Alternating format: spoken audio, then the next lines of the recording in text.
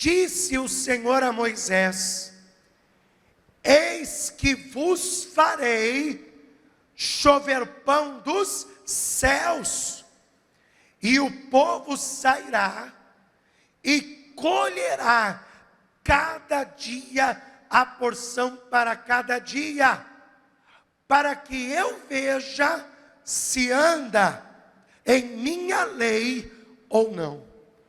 Aí Moisés foi orar e Deus falou: Moisés, eu vou mandar pão para esse povo.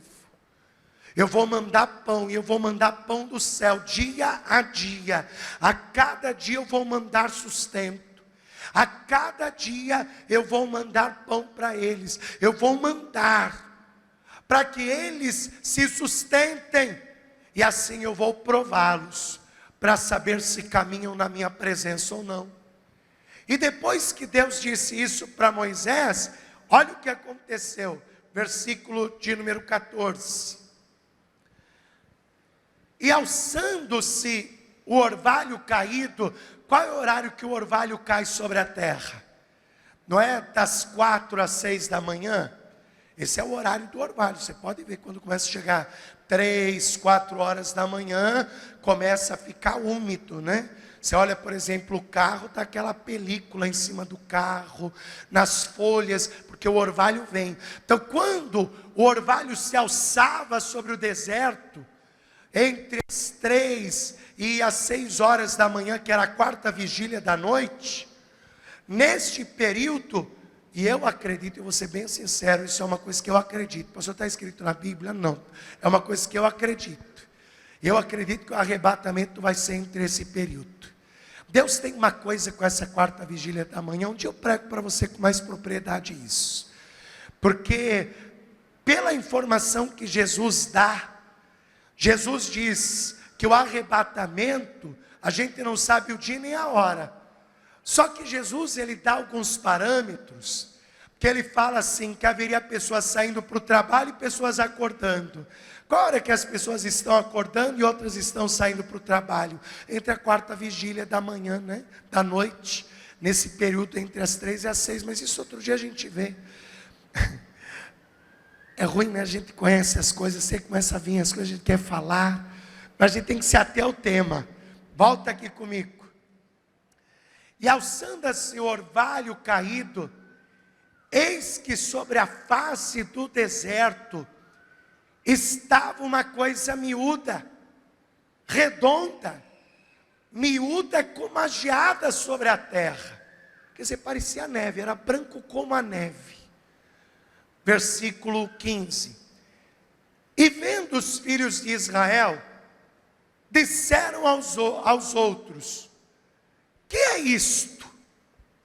Que é isto? Olharam um para o outro, viram aqueles grãozinhos parecendo grão de geada, só que não derretia no calor do sol. E eles olharam aquilo e disseram: o que é isto? E aí eles foram perguntar para Moisés: o que é isto? E aí diz assim, Moisés responde a eles: porque não sabiam o que era. E disse-lhes, pois, Moisés: este é o pão que o Senhor vos deu para comer. Quer dizer, eles perguntam: o que é isso? O que é isso? E aí Moisés diz: isso é o pão que o Senhor vos deu para comer. Quando nós vamos no original hebraico, nesse versículo aqui 15, nós vamos encontrar uma coisa interessante, porque eles dizem: o que é isto? Porque eles não sabiam o que eram. Passa um traço debaixo da palavra o que é isto, porque no original hebraico é manhu, M-A-N-H-U, man, aí espaço, ru. O que é isto? Manhu. Eles olham para Moisés e dizem: manhu, o que é isto? Manhu. Aí Moisés responde: este é o pão que o Senhor vos deu para comer. Passa um traço debaixo da palavra pão. Quando ele diz: este é o pão, passa debaixo um traço sobre pão. quando Moisés disse é pão, no original hebraico é man, M-A-N, é man, e o Senhor vos deu para comer. Pastor, o que significa Eman? Deu origem à palavra maná. Só que Eman significa, preste atenção nisso, man significa presente. Man significa presente.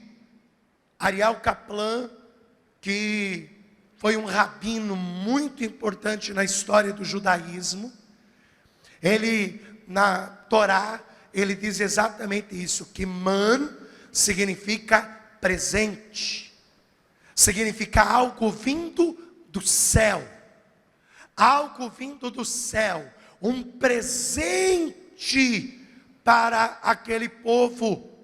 E veja, era algo que vinha todo o dia. O maná vinha de vez em quando só, não vinha todo dia. Todo dia o maná vinha. Todo dia Deus enviava o maná. Todo dia o povo tinha pão.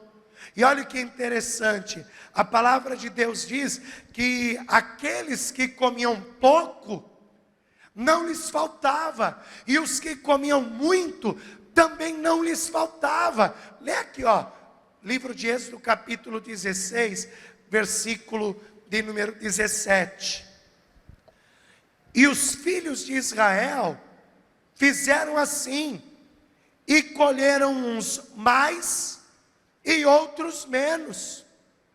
Porém, medindo com o Gomer, não sobejava ao que colhera muito, e nem faltava ao que colhera pouco, mas cada um colheu tanto quanto podia comer. Você sabe que Deus estabeleceu uma medida padrão para que cada um pegasse.